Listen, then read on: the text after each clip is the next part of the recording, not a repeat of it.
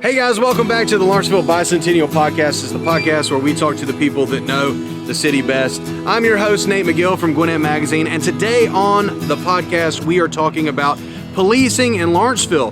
We're talking to Chief Mullin about his vision for the city, about what it means to run a police department, and a little bit about his background. You don't want to miss this show? Check it out. Hey guys, welcome back to the Lawrenceville Bicentennial Podcast. Today, we are honored to have in the studio Lawrenceville Police Chief Mullin here to talk about all the ongoing stuff in Lawrenceville, dealing with the police department, and of course, you're the new police chief in Lawrenceville. So we want to learn all about you and where you hail from, and how you kind of came into Lawrenceville. So I just want to jump right in and kind of get into your background. I want to go back to the early days. Like, how did you get into law enforcement? Sure. So I just had a passion for law enforcement. It's something I always wanted to do. My mom would tell you from the time I was a little kid, I was always talking about I wanted to be a cop. Oh, yeah? I wanted to grow up and be a police officer. So I grew up in New York. Okay. In New York City, there's a criminal justice school called the John Jay College of Criminal Justice. So when I graduated high school, I went there. It's pretty much a cop school, synonymous with the NYPD. A lot of the instructors, a lot of the professors are NYPD, high-ranking NYPD members. Wow. And I went there to study the profession with the intent, really, of eventually joining the NYPD. I see. So when I graduated college, my father had a job opportunity here in Atlanta. So my parents ended up moving, and I came down to visit and check out the Atlanta area. And at the time, I was on the NYPD waiting list, waiting for a call, and there was a lot of departments were hiring in Atlanta at the time. So I applied around, and Fulton County Police made a job offer to me and hired me in 1997, and that's when I started my law enforcement career. Oh, man.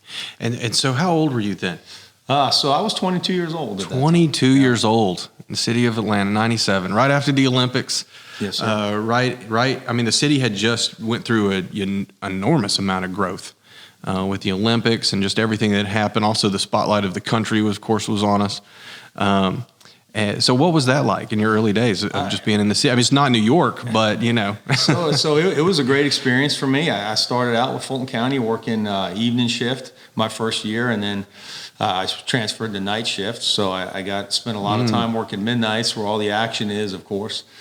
And I worked for Fulton County Police in the Sandy Springs area until 2006. And then in 2006, the city of Sandy Springs incorporated. Right. And then they started their own police force, right? They did. Yeah. So at that time, I had a very difficult decision to make, whether to stay with the police department that had hired me, trained me, and brought me up. I see. Or transition to a new city department. And being the fact that I worked in the Sandy Springs area, I chose to go with Sandy Springs. A lot of my friends made the same decision. So you knew the community. You were in there every day. Yes, sir. Yeah. Yes, sir. And I had the honor of being one of the original 86 officers of the Sandy Springs Police Department. I got to see the organization develop from the ground up. I remember our first night walking in there, and we didn't even have anything in our police headquarters. It was an empty building. And to be a part of its development and growth from the beginning to where it is now is really just an incredible experience. Yeah, that's a unique experience, especially for to see the origins of a police department. What were some of the things that you learned from that time? Was there anything that you carried away from just being able to see this thing grow and bloom? Sure, just how complicated it is, right? And how many important decisions have to be made, and how you hire and retain personnel, everything from the equipment you purchase to how you staff an organization. Right. I was there for a year when I was promoted to sergeant, so that was my first supervisory experience. I see. And I was a sergeant for 5 years. Went on to become captain. I did that for 5 years, and then ultimately went on to be a major at the police department. Wow, yeah, that's amazing.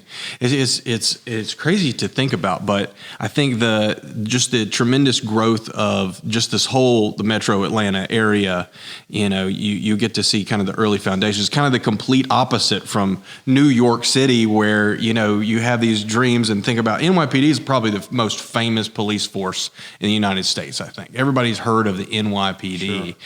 And so you're getting to live out your dream of being in law enforcement, but in this completely different dynamic of actually being in a police department that you get to see founded and then built. And so Sandy Springs just grew and grew and grew. Started off with, you said 87 officers? 86 officers. 86 officers. And then probably over the next few years, I'm guessing they got hundreds of officers, cars, and all that, everything. Yeah, I believe they're up to 155 sworn at this point, full-time sworn. There's additional part-time and reserve officers. But yes, the department's doubled in size. So how did you become the Lawrenceville Police Chief? What was the journey to Lawrenceville? Sure. So I left Sandy Springs in 2021, and I took a role as a department head in Forsyth County as a director over their code compliance, which included their park rangers, code enforcement, animal control. I see. And I was there for a little over a year when I saw the job posting for the Lawrenceville Police Chief. And being in law enforcement, the Lawrenceville Police Department's always had a good reputation. Sure. As has the city of Lawrenceville. So it intrigued me. So I submitted my application and my resume, and then eventually heard back. And I was sent through an assessment center with a number of other candidates. And then from there, I guess they had narrowed it down to a certain amount of candidates. And then I went through a lengthy interview process with the city. It was definitely a challenging process and a lengthy process, as it should be. So, and then ultimately I was selected, and I'm just grateful and honored to be here serving this community. So obviously you have to go through quite a bit of vetting for a police chief role like that, but did you also vet the city of Lawrenceville? Did you visit the city? Like, what was your experience downtown before that? Absolutely. I mean, I think it's important not only for the city to vet who's going to be the police chief, but I need to make sure it would be the right fit for me as well. Right. And I spent some time going down to the downtown area, visiting, eating in some of the restaurants. Sure. Walking around the parks, driving through the city. I spent a good amount of time as I did my research. The more time that I spent in Lawrenceville, the more I felt connected to it, the more I really appreciated the sense of community that was there. And as I was going through the process, my desire to work for the city of Lawrenceville just grew because I saw a really great place. Yeah.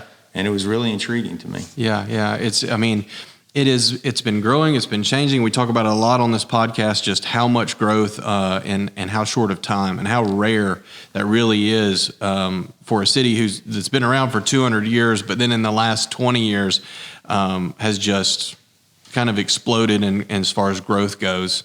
So inside the city, last count I had was over like 30,000 people in the city limits. Yes. So there's a need for a police force. Obviously, around here, we have a lot of cops. We have Gwinnett County.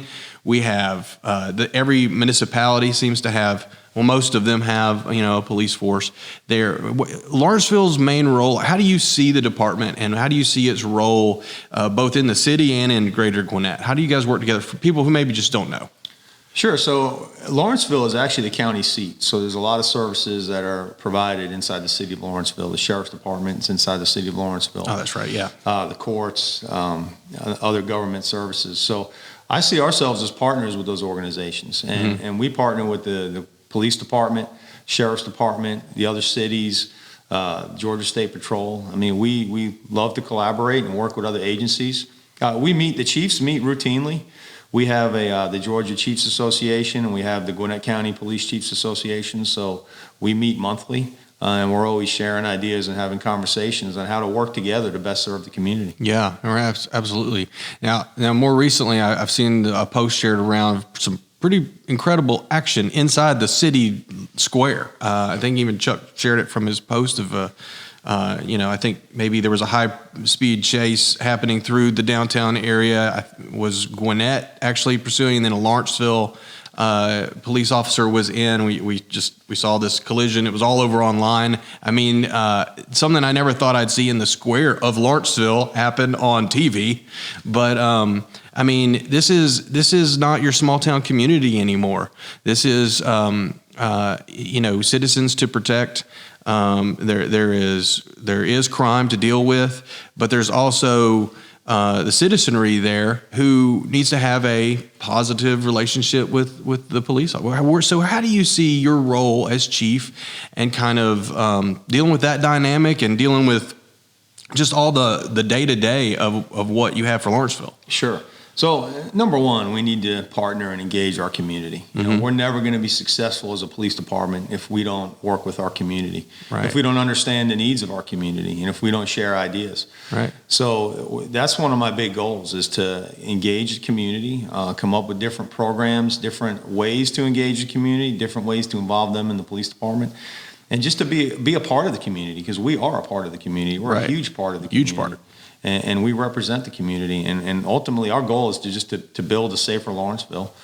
And how do we do that? By partnering with our community. And, you know, as police chief, one of the things I believe in is access, for the community to have access to the department and to the police chief. And if you have a concern or a suggestion or a problem you wish to report, you should be able to do that easily and be able to come in and approach the officers, approach the police chief, and have those conversations so that we can help collectively to make the community safer. Right. I remember, so I'm an old school Lawrenceville guy. I went to preschool in the First Baptist Lawrenceville church right there. Okay. And back in those days, this is the 80s, you know, early 80s, the police department was just right down the road. So even as preschoolers, they used to walk us down to the police department to meet the police officers. And man, we just thought it was so cool, because here we are, we're kids. We're like little kids, 4, maybe 5 years old. Kindergarten didn't quite start at the same time it does now. But we were in preschool and we were meeting the fire department, which was across the street back in those days. I mean, we're talking like a block away from the preschool set. I remember the helicopter coming down. Sure. I remember them showing us cool stuff. Early, my generation at least learned that, cops were your friends. They're the heroes on the street. Sure. I felt about it. I'm pretty sure like you did as a kid, looking up to cops and all that. Man, it's just changed so much over the last decade. Unfortunately so, I think. And so what are some of the ways that we can engage youth, and what are some of the things? Because I remember reading something about you want to do some maybe pizza with the cops meetings, different things like that. I mean, what's on the agenda for that? Yeah, I mean, we're looking for any way to engage the community, really. And we have some good ideas. We want to, the department used to have an Explorer program. Oh, cool. We want to bring that back. I think that went away with COVID, and we're looking to bring that back. We're looking to bring back a youth police academy. Oh, sweet. We're in the schools. We're meeting in the schools and trying to be more involved there as well. Yeah. But we're always looking for ways to engage the community, because that's the important thing here. And that's something under my leadership I believe we're going to accomplish, is just enhancing and increasing our community engagement. You have any specific plans for the Lawrenceville Police Department? Yeah. So the number one goal right now is to get fully staffed. When I came on board, I believe there were 9 openings, and then we had numerous retirements back to back, scheduled retirements that were in place. And we've done a really good job recruiting. We've put a background officer in place to get our numbers up, and we're almost full now as far as offers that are out to prospective police officers. They're going to have to successfully pass a background check, but assuming they do that, then we're going to be close to full staff. And we're sending recruits to the police academy now. So the goal is to get fully staffed so that we can do the things that we need to do as a police department. That's number one. Yeah, I'm looking to build a positive and sustainable culture inside the organization.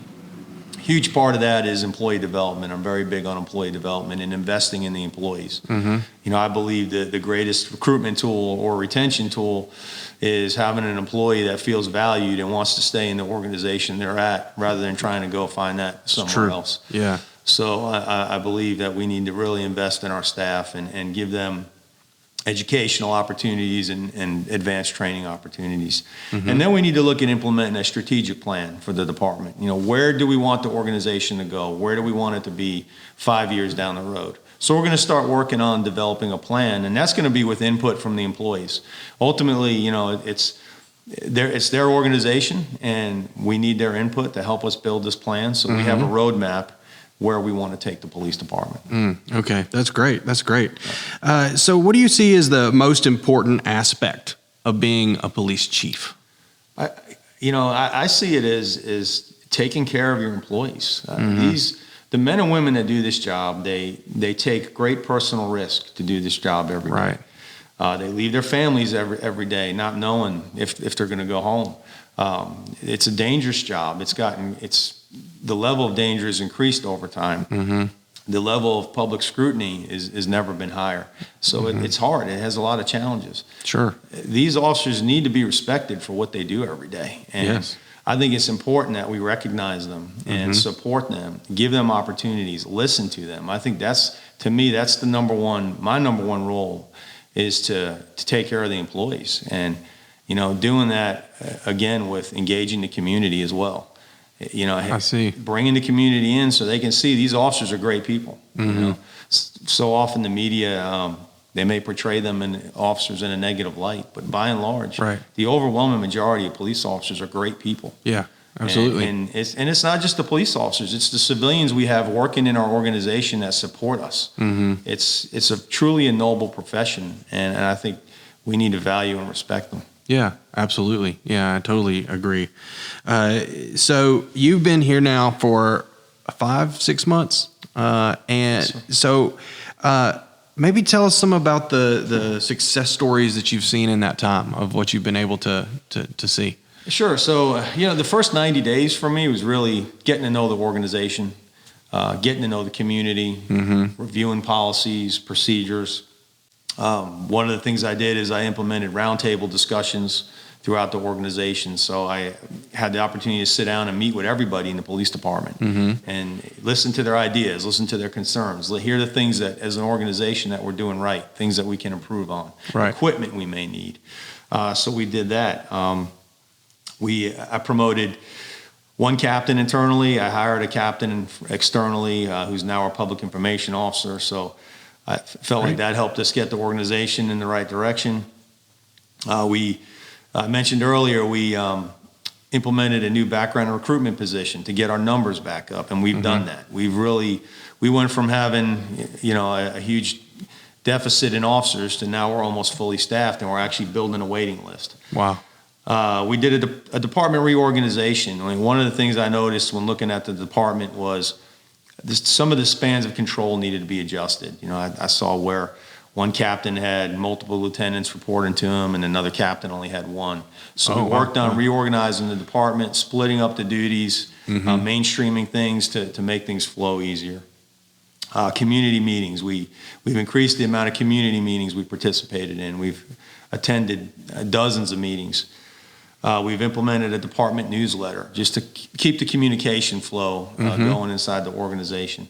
That's great. We also implemented staff meetings, bi-weekly staff meetings, where they're open to the entire department. And I also bring in city leaders to be part of those meetings, so they can get to know their officers. The officers can get to know them. Yeah. And then it helps them. They make decisions that impact the police department, and it helps them because they see the things that we're working on inside the organization. Right.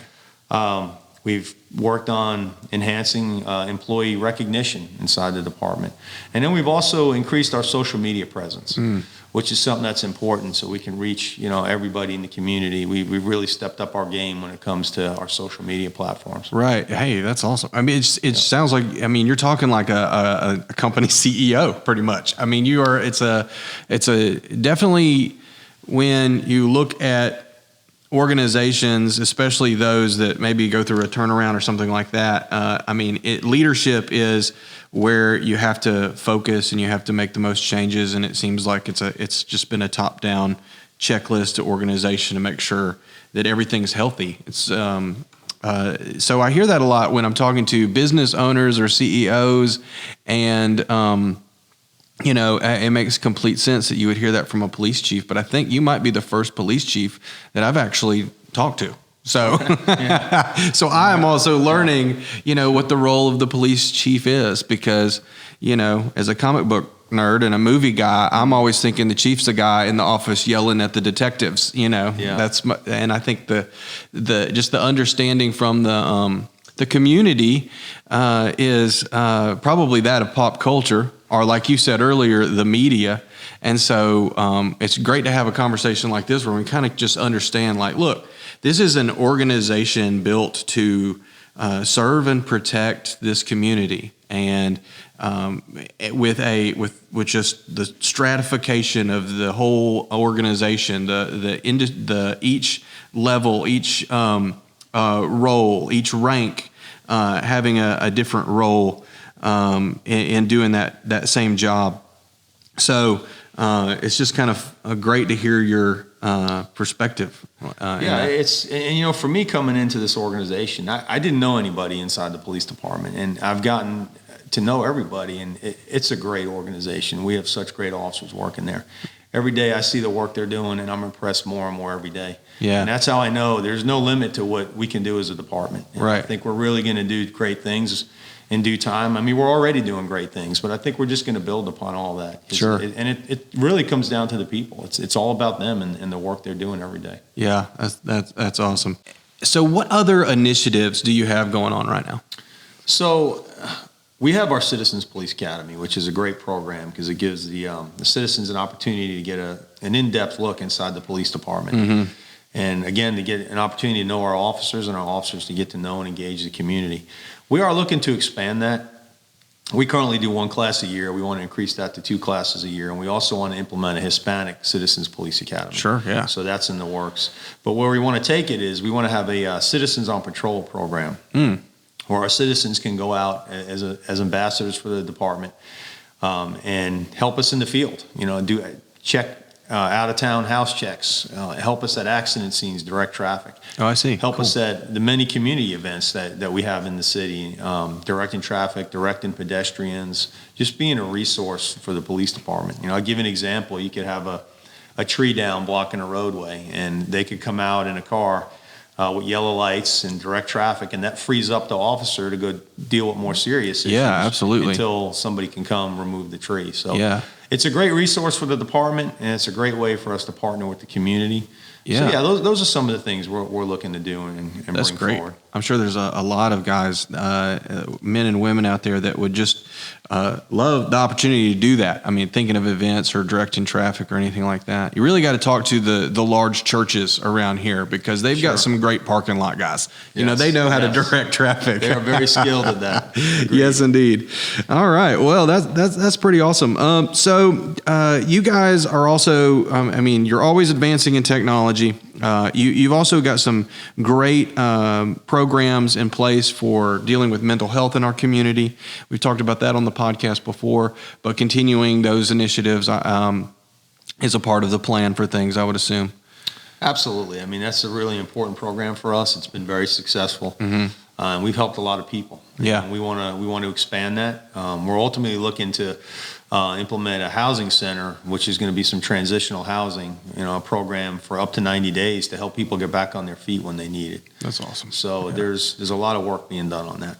Do you have a favorite story that's happened so far in the city? Is there just something that you thought ever since you kind of taken on the role, just something that was like, this is just a great moment or a great story so far? I don't know. That's a tough one. Yeah.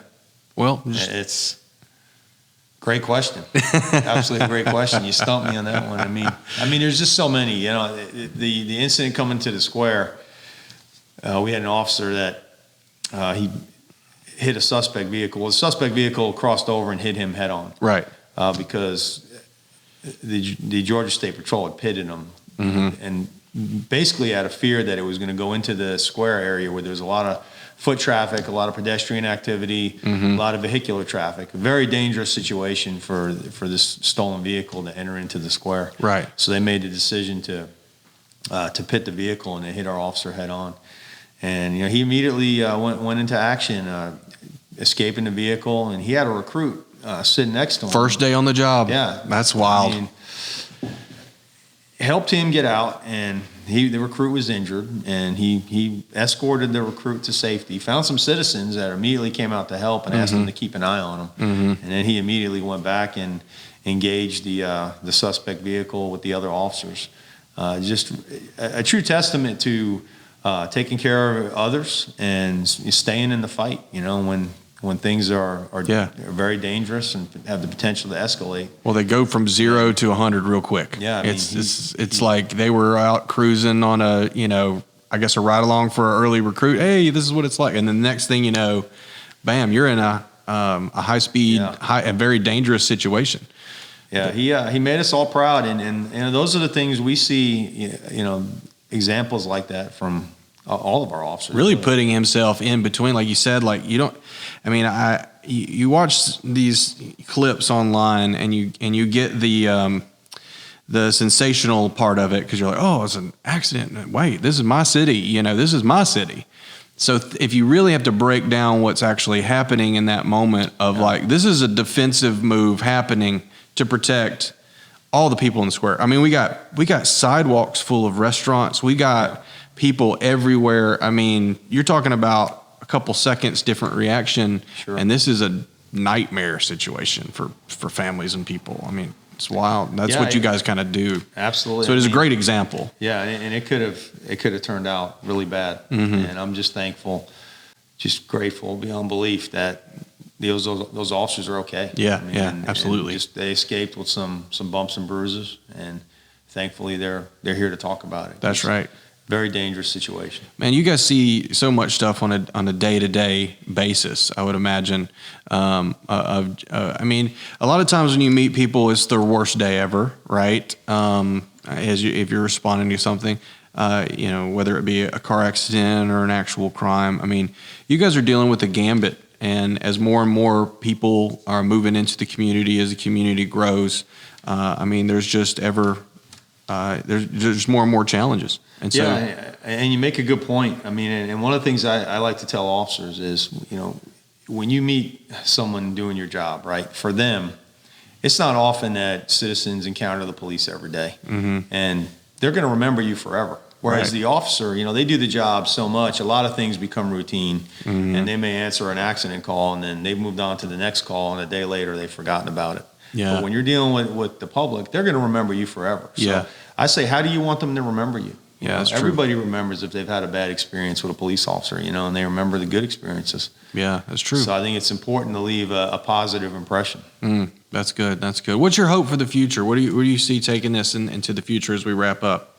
Yeah, so we've pitched a bicycle unit for the downtown area, and also to deal with some of the that's great. Some of the trails that'll be coming on board in the city, and even to address crime issues. So we're hoping to get that in place.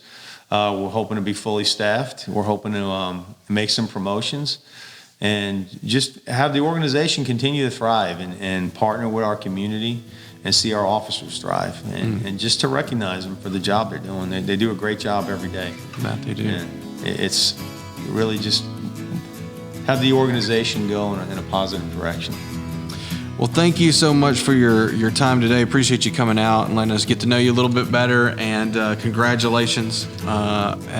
And it sounds like you're going to have a great time in Lawrenceville. I think it's going to be a good season, and obviously stay safe out there. Oh, thank you. Thank you for the invitation. And it's truly an honor to serve this community, and a privilege. Thank you.